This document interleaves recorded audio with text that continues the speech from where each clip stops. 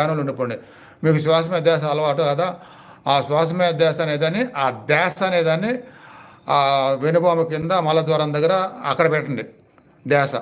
ఈ శ్వాస ధ్యాస అక్కడ మీకు ఎలా అనిపిస్తుంది? శ్వాస ఇస్తుంటే ముక్కులో స్పందన, పొట్టలో స్పందన అని ఒకటి ఉండదు. ఇందాక పెట్టారు ప్రమీల, క్యాచ్ చేయలేకపోతున్నాం అని చెప్పి ప్రవీణ.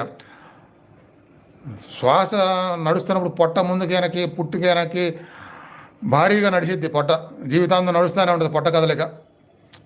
ఆ కదలికే ఈ శ్వాస నడుస్తున్నప్పుడు మనం క్యాచ్ చేయాల్సింది. ఇంక అందులో తెలియపోవటం అంది అది ఒక పెద్ద ఆశ్చర్యం, మీరు తెలియదంటే. ఆ కదలిక ఈ సాధనల వలన సూక్ష్మంగా ఏకాగ్రత పెరిగే కొందికి ఇప్పుడు చెప్పుకుంటున్న ఆ మూలాధార మలద్వారం దగ్గర కూడా తెలియటం తప్పకుండా అయింది అని చెప్తున్నాను అనమాట.